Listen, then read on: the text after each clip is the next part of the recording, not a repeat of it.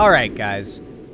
Have you guys ever asked yourself the question, how does a beloved celebrity find themselves disgraced and seen by the general public that once loved them as an insane, fallen off conspiracy theorist weirdo?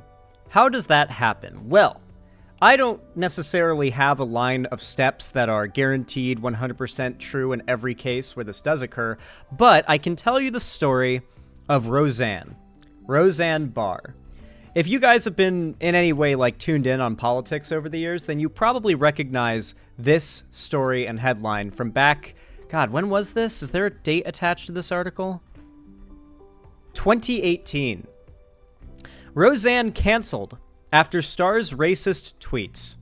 ABC has canceled Roseanne Tuesday morning after the show's lead, Roseanne Barr, let off a series of racist tweets the night prior. You know you gotta be a certain kind of famous person in that realm of celebritydom, that you are a sitcom and comedy actor or actress, and you get a show named after your real name where you play a character with your real name. That is basically just you.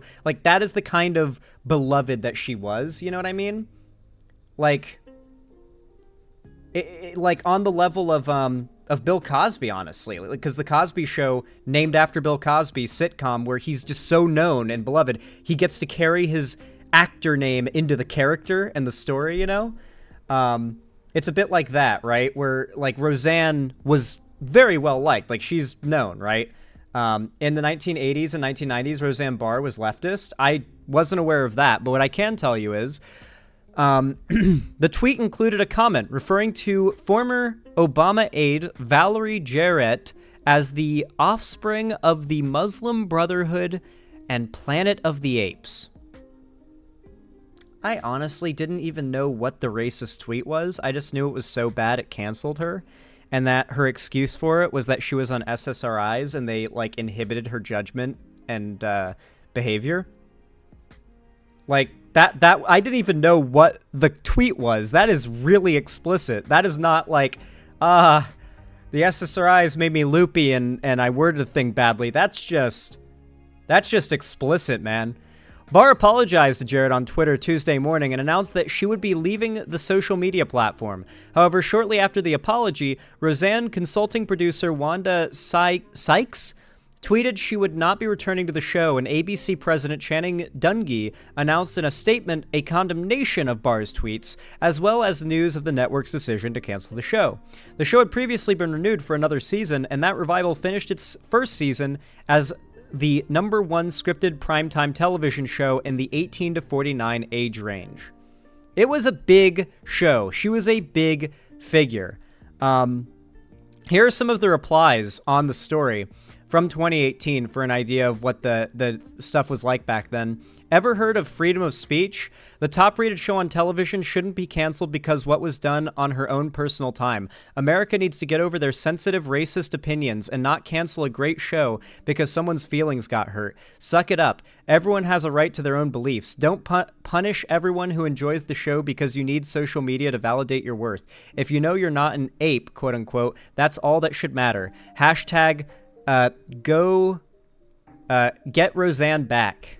Yeah, and there's the replies now go into modern day, so it goes on for a while. But I love that that's the top reply from the time to give you an idea of where people's minds were back then. When I emphasize that 2016 or 2014 to 2018 during the Gamergate era was so racist across the board online, everyone was so far right that if you criticized someone saying that a black person was the combination of the Muslim Brotherhood and Planet of the Apes, if you tweet that and someone calls it racist or you receive any social pushback for it or anything, people say, ever heard of freedom of speech? And America needs to get over their sensitive racist opinions, implying that it is racist to have fired her for saying something racist because, of course, being opposed to racism is being opposed to white people, according to people like this, which,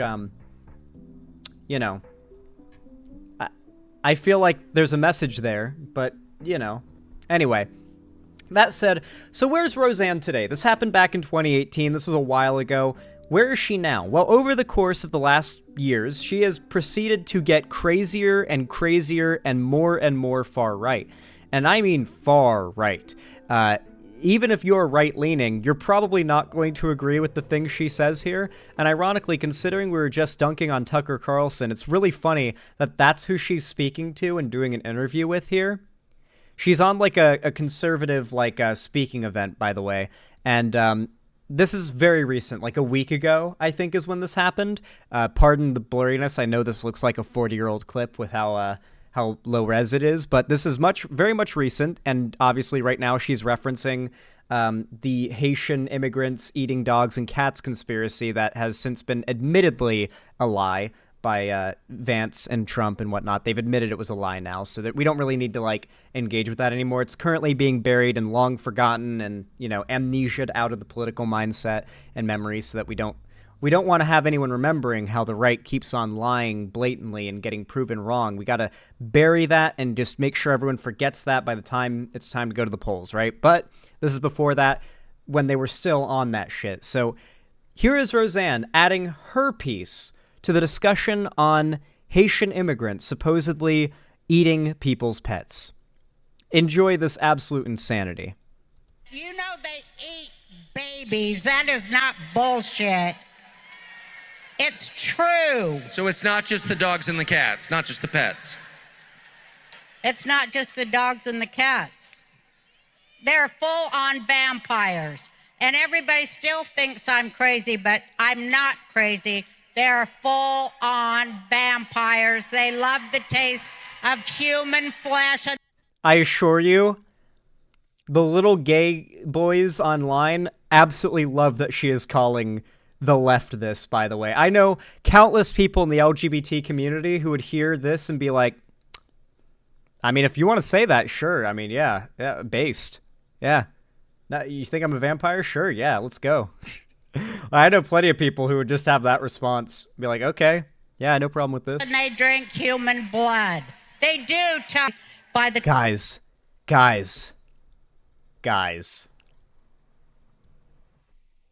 Kino alert. DLC Fun Shadow Raven, please tell me it's him.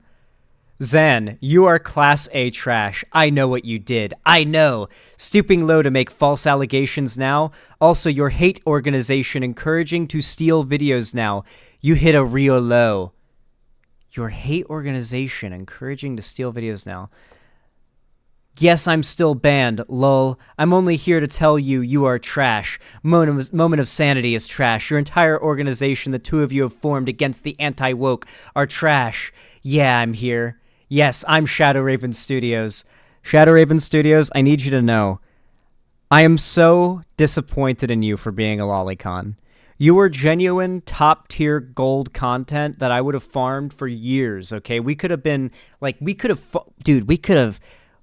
been something glorious. I could have brought you on stream like every fucking week. We could have had like an argument where I bully you and call you retarded and you whine and cry and fail to make an argument. It could have been peak content. It could have been years of farming, okay? And then you had to go and upload a video where you're jacking off and moaning into your mic over lolly porn and just ruin all of it. You had to take it from, funny, like, ridiculous guy on the internet that's just kind of a weirdo and cringe. I can make fun of him and humiliate him for views, and it can be fun, you know? Like, people love it. To, okay, well, this guy's actually possibly dangerous to children. I can't platform him in good faith, and I can't make a joke out of this guy because it's not a joke, the actual harm anymore, you know? He's not just a small chud YouTuber complaining about wokeness and, like, Fallout mods. Now it seems he's a bit more than that based on what has leaked. So, yeah, man, I'm really disappointed in you.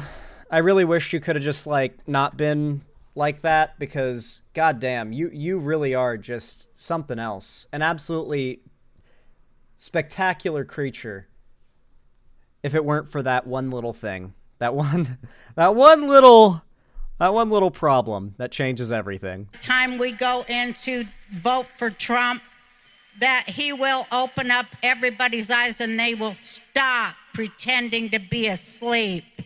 You know what they say, you can't wake people up that are pretending to be asleep, but I pray to God, please wake up even those who are pretending to be asleep with the irrefutable truth of what the worst people.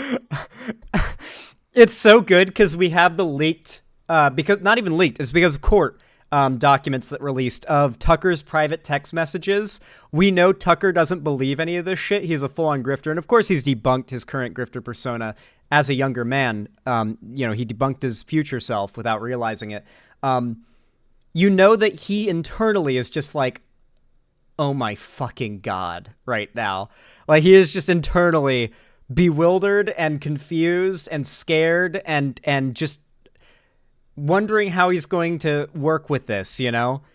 But externally, he has to look like he's in agreement, particularly because if you listen closely, the crowd is cheering and clapping in response to what Roseanne is saying. I'll give my commentary more at the end of the end of the clip. People on this planet are really up to. They are really up to that. They're doing it. There are so many victims. There are so many victims. Okay. She goes on like that for a while, I suppose, so the video kind of cuts it there. But regardless, I want to give some commentary on this, all right? Roseanne Barr. All right, here's my big segment that gets me accused of like ableism or something, but you know, we're treating the topic with due respect. Mental illness and non-neurotypicality is actually kind of a misnomer in the way that people think about it. When you hear of these things, you think it must be a rare abnormality, right? When in reality, it seems, based on the research that I've done, especially statistically, a lot more people than you would expect fall under the umbrella of mental illness. And what could be considered mental illness ranges from absolutely innocuous and barely impacting of one's life to, at most, it could only harm the person who deals with it, to, in most extreme cases, or in the most extreme cases, I should say, it could be harmful to others as well, right? To themselves and others.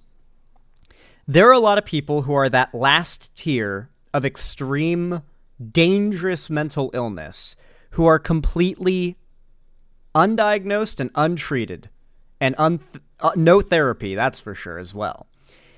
And it feels as though Facebook conspiracy boomer shit, the hardcore sycophantic, I defend Trump and vote for him and support him no matter what mindset, and all the other shit that's followed it, starts and is fundamentally rooted in people like this, who are truly mentally ill, and with every fiber of their deranged being, believe the insane shit they say. Roseanne Barr is one of them. And I need to emphasize the danger of people like this, people who are either fully with it and lie and play a character that acts this way to appeal to people who are crazy enough to believe this stuff, or the people who genuinely believe it and spread it to others. This is violent rhetoric.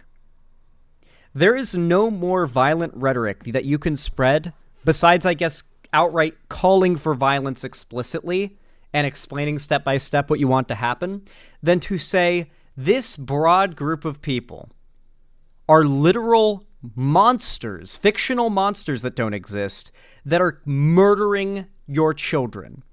And that these are non-humans murdering children that live in society. And mind you, like, people who with schizophrenia can be convinced into believing this stuff. I don't know if you're aware. I've heard people on the left use this term incorrectly to my very much dislike. Have you guys ever heard of the term gang stalking or heard of the gang stalking subreddit? It is a place where schizophrenics gather to post about how, for example, they are not fooled by the fact that everybody in a red car is following them. And they make posts showing pictures of red cars they've seen and how they know something is up because all these cars are red. They're not stupid. They know something's going on. And obviously it's a community where people of like mind feed into each other's delusions. And if you try to go in there and act as like a normal person saying, hey, listen, people in red cars are not like following you and trying to ruin your life. This is not happening. You have mental illness. If you go in there and say that, they ban you. It is a strong echo chamber. You must be fully in favor of these people's mental illness in order to be allowed on the platform to post anything on that subreddit. And there are other forums and stuff that is related to that as well. And so there is communities online centered around this idea, and they feed into each other, and it's the same phenomenon happening here with Roseanne and, you know, other people like Kanye as well, who are genuinely mentally ill people who are not in a place of medication or therapy where they are capable of recognizing that what they're saying and advocating for is dangerous and insane. People are going to call me, maybe, I wouldn't be surprised if they do at least. People are going to call me ableist for this take, I'm sure, in the comments and whatnot, but I'm being very genuine here. There's no dehumanization that I'm pushing for. Normal, neurotypical people are not going to hear this and think anything of it. They're going to laugh at it at most, but the people who are the most likely to believe on this information, or believe this information, are the most likely to act on this information. And that is why these calls to violence, whether it be explicit or dog whistled like this, have been so effective over the years. It's why, like, the Christchurch shooting happened. It's why the Unite the Right rally killings happen. It's why go down the list of far-right terrorism ends up happening and has a tie to parasocial relationships and stochastic terrorism. It's why stochastic terrorism works so well on the right. So much of this far-right conspiracy stuff is fueled by mental illness, and all you have to do is plant the seeds to make violence happen in those that are already mentally ill and predisposed to this belief and to acting on these beliefs.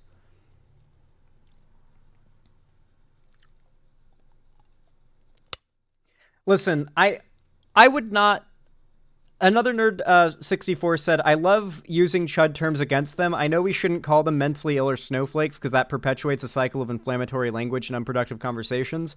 But it is so funny. It is really funny. So IDK or IDC, I need you to understand that, like, the modern trend of conservatism online right now is not an honest argument that you can be productive with. Like, half of it is just trying to goad you into having an angry response so they can say, oh, look, I triggered them, I win. You know, like, when that is the level of discourse that we're having right now, and the other half of it is like calls for violence, like from Roseanne here, sitting next to one of the most influential conservative political pundits in the fucking country, it's different, okay? Like, that is...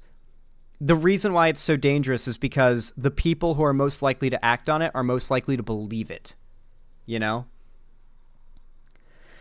The mental deterioration be real when it comes to boomer Trump voters? Yeah, man. It's fucking something, dude. It's weird. I consider myself mentally ill, and yet my horrific experiences made me more empathetic, so I don't know. Yeah, it's not talking about you. Like I said at the start, the category of mental illness is a massive umbrella that ranges from people who have very little, life effect in their, like, atypicality in terms of their brain health and whatnot. And there are people who are at most dangerous to themselves in the worst case scenario, and there are people who at most in the worst case scenario are danger to others. And that group is what I'm talking about right now.